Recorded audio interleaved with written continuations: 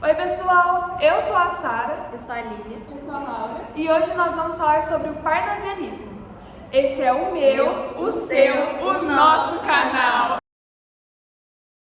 História do movimento literário. O parnasianismo teve origem na França, por volta da metade do século XIX, como uma resposta ao subjetivismo e sentimentalismo exacerbado do romantismo.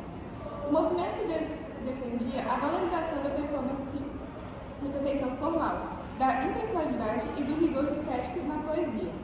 O nome do movimento deriva da coletânea de poemas intitulada Le Parnasse Contemporain, publicada pela primeira vez em 1866, na França.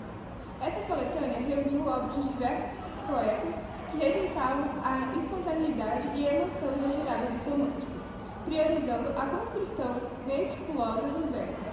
A palavra Parnasse fez referência ao monte sagrado da mitologia grega, lá das musas, inspiradoras da poesia e das artes. Esse nome simboliza a busca para uma poesia elevada, sofisticada e baseada em princípios clássicos. E bom, gente, da questão do contexto histórico, que nem a Laura falou, surgiu na França no século XIX, na Revolução Industrial, e teve vários acontecimentos que rondaram nessa criação, por exemplo, a criação do barco a vapor, locomotiva, vapor e telégrafo, enfim, várias outras invenções. E essas máquinas que foram inventadas, elas propiciaram o crescimento da economia. E o pensamento científico estava muito em alta por conta de todas essas invenções. E a ciência também foi muito valorizada, porque ela estava ligada a esse desenvolvimento tecnológico, associado também à Revolução Industrial. E também é um contexto em que tinha um conflito social entre burguesia e proletariado. Só que o parnasianismo, ele se isentou desse tipo de questão e optou por uma postura de alienação, ou seja, diferença social, econômica e política. Também esse movimento teve influência positivista, que é a supremacia do conhecimento científico. A revolução técnico-científica que também rondou o parnasianismo. Isso dessa época no Brasil, quando o parnasianismo veio para o Brasil, era um contexto de transição do Império para a República. E também tinha uma busca pela identidade cultural, já nesse momento de mudança histórica e tudo mais. E passou-se a valorizar a literatura nacional. E também esse movimento ele surgiu também até como uma reação ao romantismo. E os parnasianos no Brasil, eles entenderam que a razão superava o sentimento romântico e eles decidiram empreender em um projeto de poesia científica, que era racional e objetivo. Agora irei falar sobre as características do parnasianismo. As características do parnasianismo basicamente se resumem na sentença arte pela arte, ou seja, eles procuravam aperfeiçoar as formas poéticas. Diante disso, os escritores do parnasianismo procuravam buscar o sentido buscavam o sentido da vida por meio de temas recorrentes, fatos históricos e, por um exemplo, eles eram muito influenciados pela cultura clássica.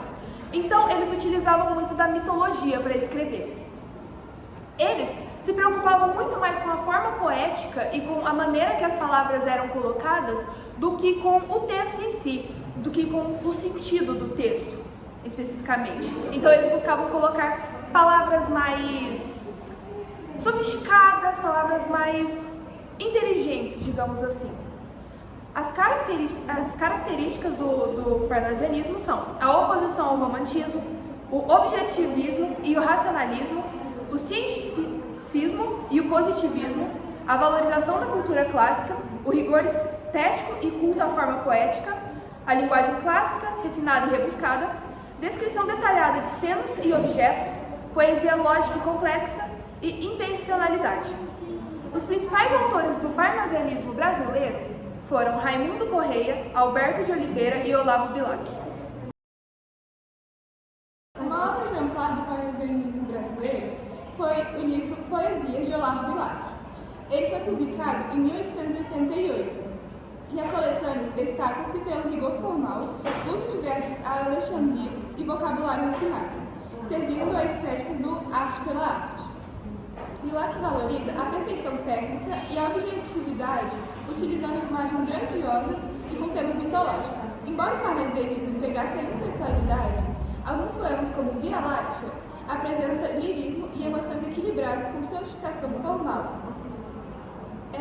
Os destaques da obra são Profissão de Fé, que exalta a busca pela perfeição estética, Via Láctea, um dos poemas mais conhecidos do lirismo e musicalidade, O Caçador de Esmeraldas, poeta narrado que retrata Fernão Dias Paz.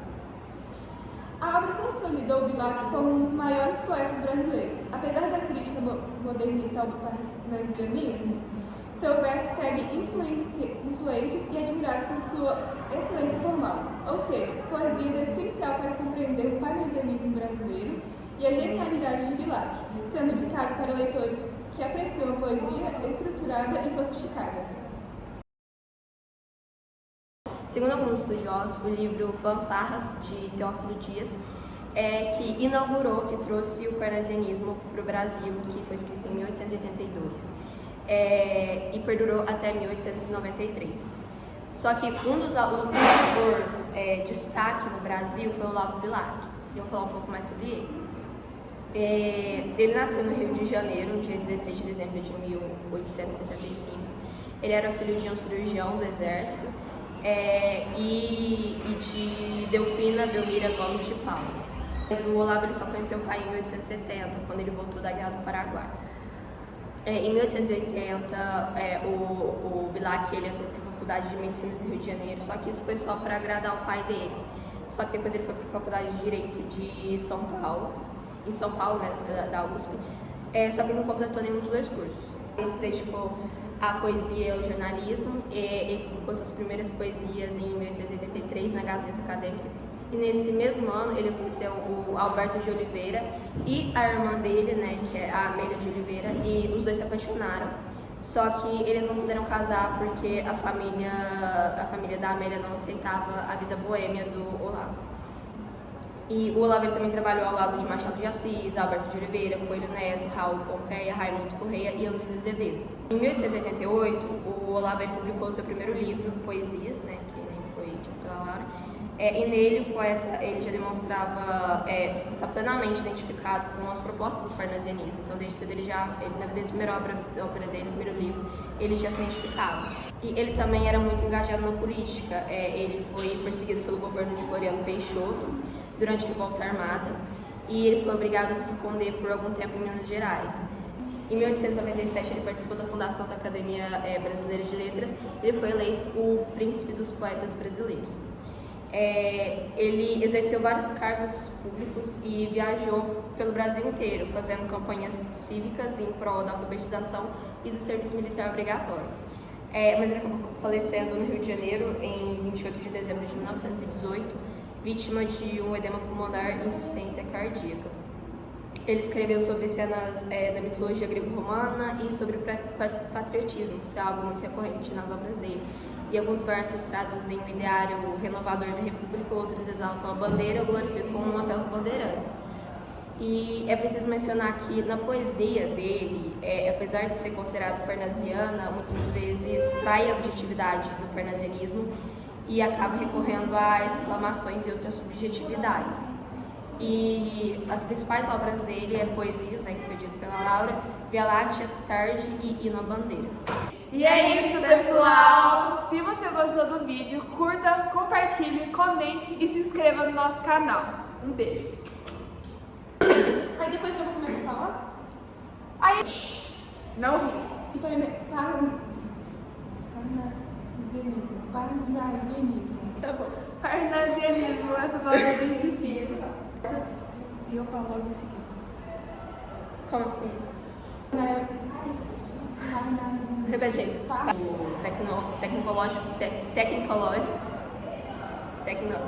Tecnológico. Nossa, Parnasianismo. Sério, tem que ficar séria. Tô brincando.